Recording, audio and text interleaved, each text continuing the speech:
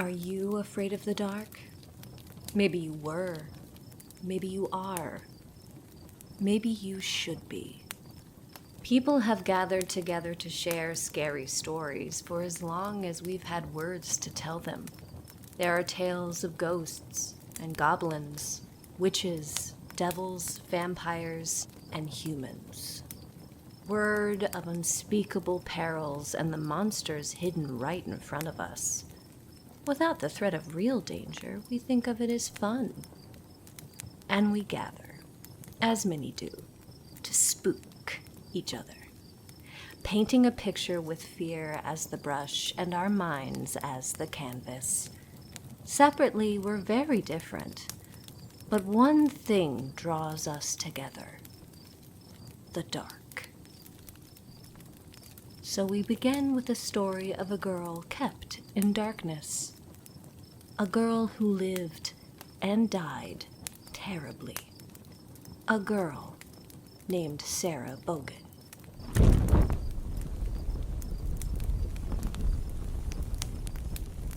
In a small town 200 years ago, there lived a woman on her own. You'd think her neighbors would be impressed by her ability to sustain herself alone, but back then, it just alienated her. Rumors spread about the dark and dirty things she'd do, and she got used to keeping to herself. After meeting one summer night, she found herself entangled with the mayor's son. In the cover of warm darkness, their identities didn't matter. He was free from his last name, and she was free from hearsay. Meet me here again. Tomorrow? I wouldn't be anywhere else. They met again and again in secret, lasting almost a year before she found herself with child.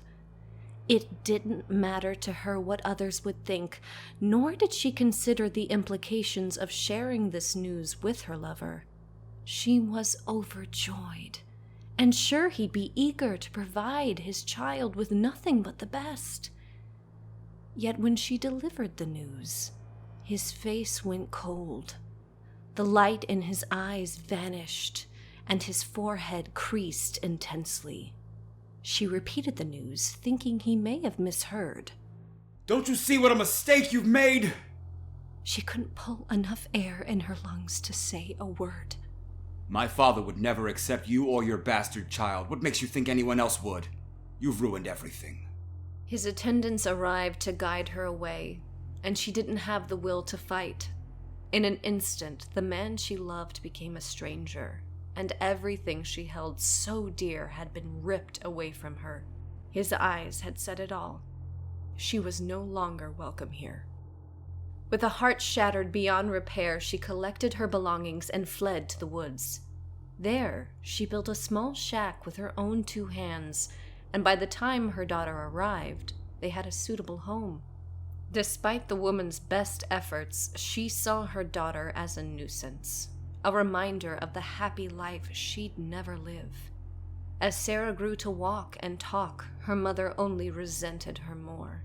Sarah was banished to the dark and dingy cellar, a damp, infested pit underneath the house, and her mother lived above in solitude.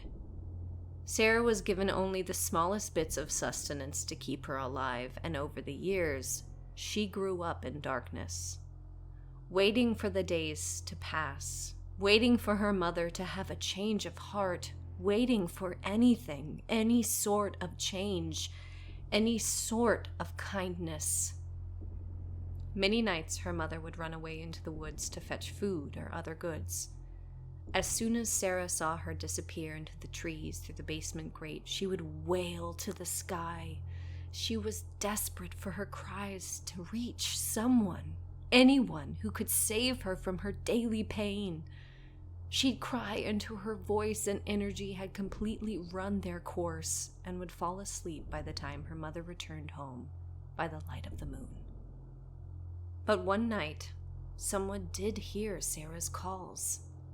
A group of children exploring the forest heard a terrible, painful sound and followed it as it got louder and louder. They found a shack of a house that barely stood out from the dense trees around it. The sounds were coming from the side of the building, where there was a small grated window no larger than a hat box. Through the rusted grating, the children could just make out the whites of Sarah's eyes. At first, she was afraid to speak to them. She had never met a strange face. But the children were kind. They asked her questions. Before she knew it, she shared her entire story of being locked away from her mother's abuse. The children listened silently to every word. When she was finished, they thanked her and told her they'd return one day. Whenever that was, she thought, it couldn't be soon enough. Not long after, an even larger group of children came to visit. Sarah was thrilled by the company, and since she had already shared her story, she made up something else.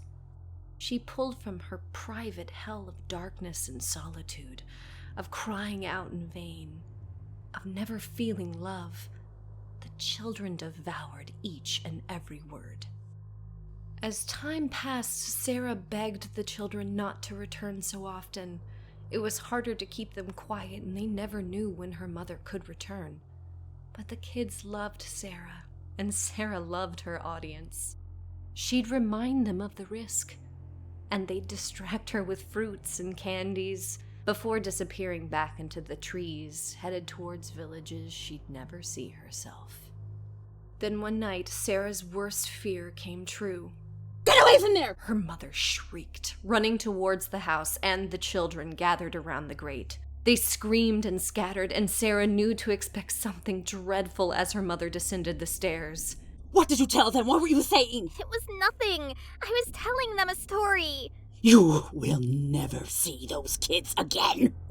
Sarah was frozen in fear. The last thing she saw was her mother picking up a metal spoon before her eyes were gouged from their sockets. After that, Sarah continued to cry out into the darkness, though of course there were no tears falling down her cheeks. Weeks passed, but the children did return. At first they were scared of her change in appearance, the stained bandages wrapped around her head, but they were easily distracted by another story, this time about the witch who lived upstairs. The children wanted to set her free, but didn't know how. One boy offered a scrap of parchment and a pencil, vowing to deliver a message for Sarah and return with help. She took the items, unsure of what to do with them, and though she thought she'd hidden them sufficiently, they were easily spotted when her mother reappeared the following morning. What is this? But Sarah didn't know. What are you doing with this? Who taught you to write? I just wanted to tell them a story. Give me your hands. But Sarah refused. Give me your hands. So Sarah did. And though she couldn't see it, her mother was holding a cleaver, which came down with such force that it cut through her wrists even though it wasn't sharp at all. You'll never use those hands again. Her mother was gone. Unable to see and unable to use her hands for sight, Sarah began to waste away. The children hadn't come back in so long, and Sarah no longer wept to the sky. Much time passed before Sarah heard her mother heading back into town by moonlight. Then, a familiar rustle she hadn't heard in forever. The children had returned. With all of her strength, she rose and stepped towards the window, beckoning the children to respond, offering a story, a secret, anything to keep her company. But it wasn't a child who responded. It was her mother, who hadn't gone to town at all.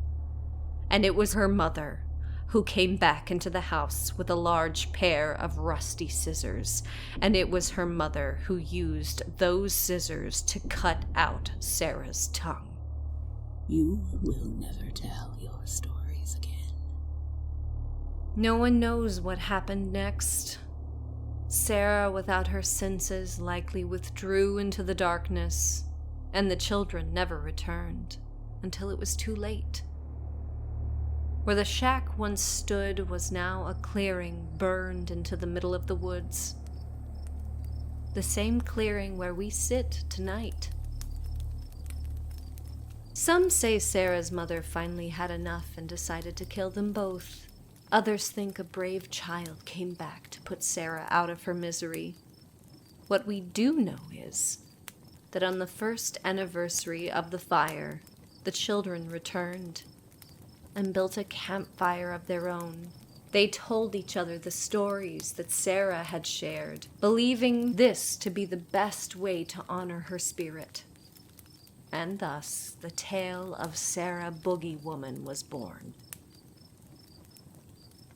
Some say if you come out here alone, you can hear Sarah wailing into the sky. Or if it's really quiet, you can catch the whisper of a creepy tale. Just make sure her mother never catches you.